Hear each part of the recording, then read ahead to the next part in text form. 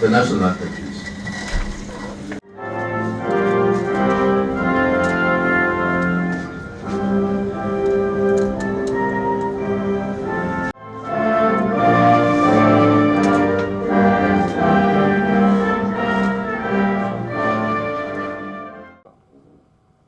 Your Excellency, I've had this conversation with you before. It appears that the party knows that you are somewhere not, you appear to have taken a position. So we're here to convince you that that position is not correct. Your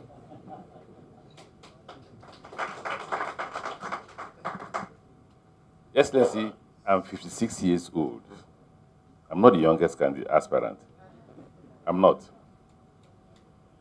The governor of Kogi is in his 40s. My brother, Emeka Wajuba, is younger than me. So I'm not the youngest, but I'm one of the youngest. I'm not also the oldest. But Your Excellency, I'm the most experienced. Of all of them, I'm the most experienced. Your Excellency, I have served as Speaker of the Rivers State House of Assembly for 8 years. That is 2 terms. In that 8 years, I was chairman of Speakers Forum 2 times.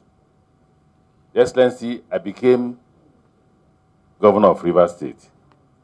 And I became governor of Rivers State 2 terms. And in that period, I served as chairman of Governors Forum 2 times. While serving as chairman of Governors Forum, President Buhari, then not a president, appointed me the DG of his campaign. You will agree that I was in the front. I led the campaign. At the heat of the crisis of politics in Nigeria, I led the campaign. Your Excellency, I don't want to tell you what happened by that period. There were times I would get to the airport, my plane would be at the tarmac for 2 hours. They wouldn't let me fly. There were times I would want to fly between 11 and 12 in the night, and I'll be told that they will shoot down my plane. I will still fly and come into Abuja, finish my meeting, and return to Port Harcourt by 6 a.m. I led the campaign. So history has it. There's no way, even if I die today, there's no way you write Nigerian history. You will not write Amaechi was a governor alone. That won't be enough. You will write that he led a campaign that removed a sitting government and placed a new government from the position. First time in the history of Nigeria. First time in the history of Nigeria. So I pride myself in my capacity by the grace of God. I do this with care so that nobody accuses me of arrogance. With all modesty, I should be able to tell you that. Your Excellency, I have told Nigerians, don't vote for me just because my name is Amaechi. Judge me by the positions I have held. In Rivers State, as governor of Rivers State, I built between 300 to 500 primary schools of world standard. I saw those schools in Australia. I copied it. I came back to Nigeria when I was Speaker and kept it, believing that one day I'll be governor. When I became governor, I built those schools in literally every village and provided the children of the poor opportunity to go to school free of charge. Sir, when I say free of charge, it's not just mentioning free education. I paid the fees of these children to the headmaster because I don't want the headmaster to say, I'm going to look for chalk. I made sure he had money to buy his own chalk and made sure that the Parent Teachers Association were in a position to manage those schools with him. I built secondary schools that cost me 4 billion naira per school. When the current governor took over, he said they are universities. So he converted them to campuses of some of the universities and shut them down as secondary schools. I told Nasarawa people yesterday that my former colleague, who is dead now, Aline Doma, came to Port Harcourt and asked me to give him the drawing of the school. And I gave him. When he got back to Nasarawa and they costed it, was 4 billion naira per school. He said, no, he won't build it. But by the time he came, I had completed between 2 and 3 of those schools, where you had 2 children per room with toilet facilities, everything in that room. And we imported science teachers. In fact, we gave contract to some Indians to run those schools. And each school, it was a virtual school. No blackboard. Everything was computerized. The children had tablets. They had tablets with which they can study. They are there. No matter how much they abandon them, the structures are still there for people to see. Your Excellency, I built the best dental center in Nigeria. The then Minister for Health came and said that the federal government want to take it over. When we started fighting over whether I would support President Goodluck Jonathan or I would support President Buhari, they abandoned it. As the governor of Rivers State, I completed the power project started by Dr. Odili and built extra, 300 and something megawatts extra. So by the time I left, we had 715 megawatts of power. The requirement of Port Harcourt or Rivers State at that time was 400 megawatts of power. So we had extra 315 megawatts. Why is there no light in Port Harcourt? The federal government refused to allow us to distribute the power. If they have given us the authority to distribute it, we'll buy the equipment for distributions, and Port Harcourt probably by now would have had regular power supply. One thing I promise this country is that if I become the president of this country, we'll amend the law that leaves distribution as the exclusive preserve of the federal government. Because there are so many states, like Kano, people can buy your own. I'm sure that Kano may not have up to 400 megawatts requirement of power. You can, and if you do that and distribute it, there'll be regular power supply in Kano. And Kano will develop at the speed at which it is supposed to develop. We will amend that law, we will improve power supply, and for states like Rivers State, if we become president, all they need now is distribution because we have over 750 megawatts of power. I'm not sure that Rivers State requirement for power has gotten up to 750 megawatts. So all you need to do is allow them distribute. They have transmission lines on their own. And if you allow them distribute, there'll be regular power supply in Rivers State. So we are prepared. We are active. But all these ideas in our head cannot be actualized if His Excellency does not bless us. Now, when I say I'm more experienced, our leader,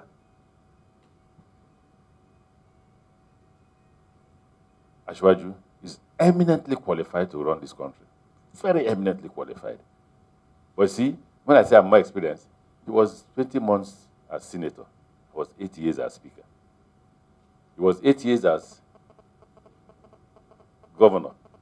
And I'm 8 years as governor. But he has never been a minister. I've been 7 years as minister. Our vice president is eminently qualified to govern the country. Indeed, like he says, he's been working with the president. So he's eminently qualified, sir. But again, I'm more experienced. I'm more experienced because I had become speaker, he was a commissioner. After that, became vice president. But from speaker, I became governor. From governor, I became minister. The only thing remaining for God's blessing and your blessing is to be the president of Nigeria. And I'll bring my sense of judgment, wealth of experience to bear so that we can move forward. Your Excellency, the governor, today, it's not time for politics. It's time to look at the people of Kano and tell them the truth. And tell the people of Kano the truth that you will support me.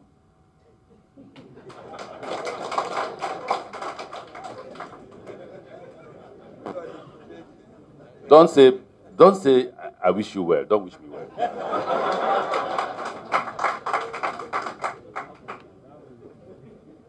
Do like the governor of Kaduna said. The governor of Kaduna said, going by your records, going by your achievements, I will support you.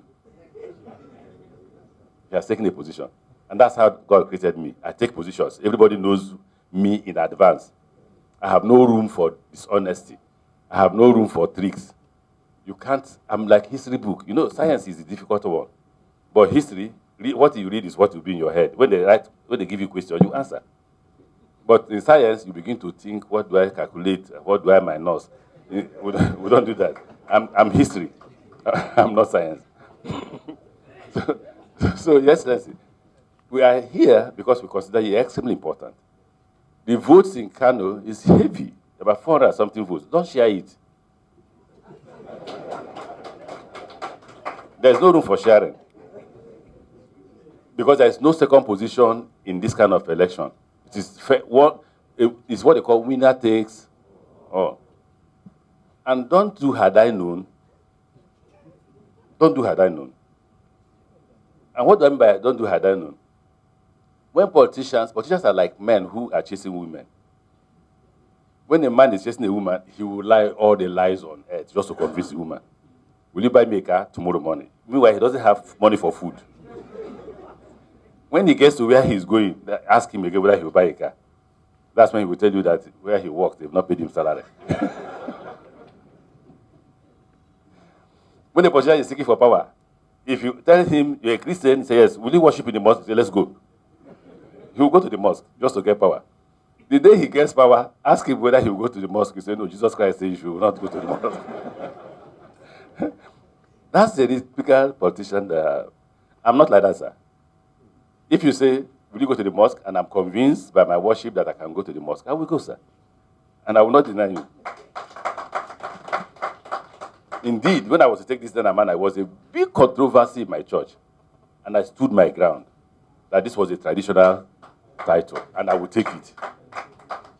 So, sir, I plead with you that I've taken more than the necessary time I'm supposed to take, that you look again at my people, at the people of Kano and people of Nigerians, and say that you will support me. Don't tell me the things you told the PDP presidential aspirant. Thank you, Excellency.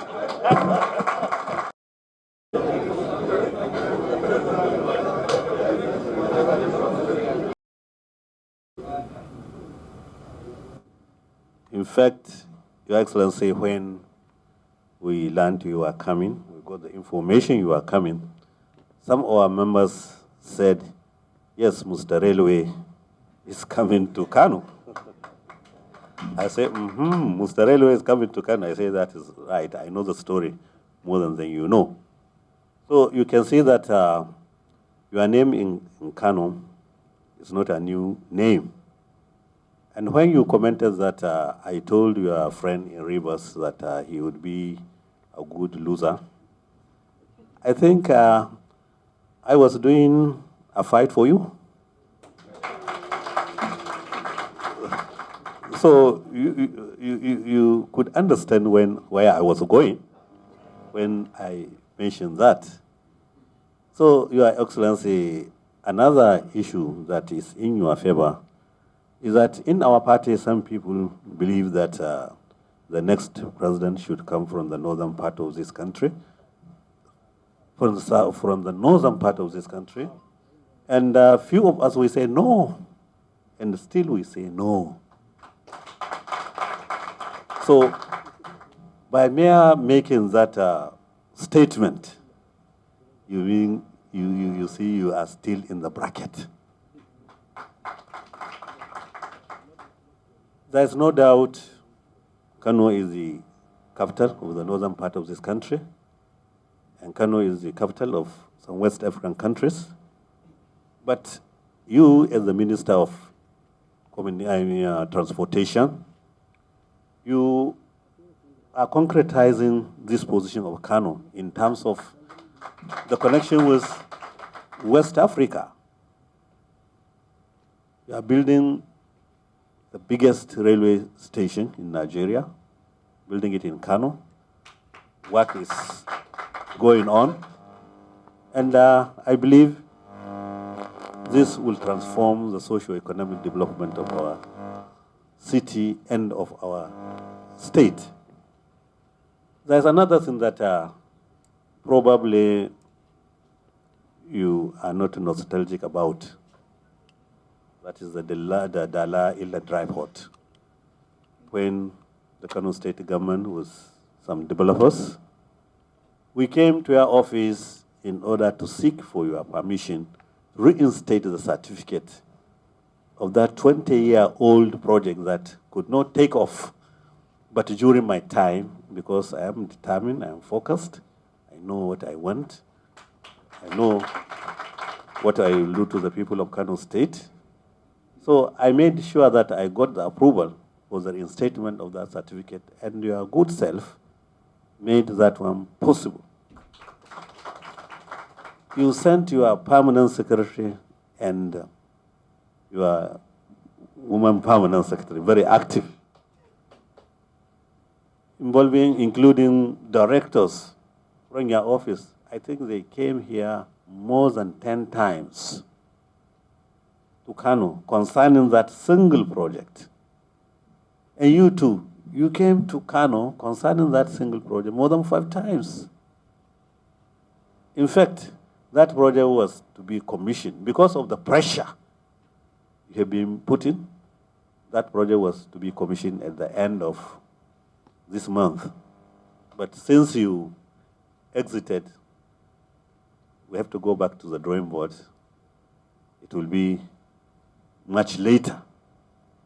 You insisted that the developers must build a primary school. When you are talking of education, I took you serious because I have seen it on the ground. You said they must build a school for the community where the port is existing.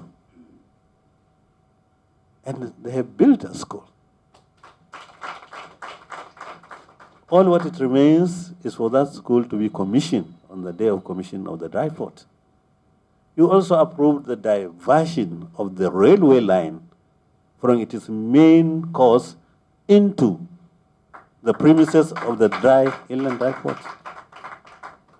Your Excellency, that one has been completed now. So all what we require now is to see a cargo driving inside there. So, Your Excellency, you are most welcome to Kano. There is no doubt Kano is a swing state.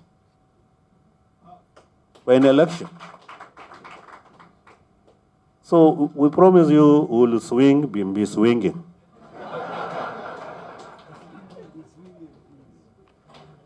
How it will swing, you and me, let us continue praying to see the swing.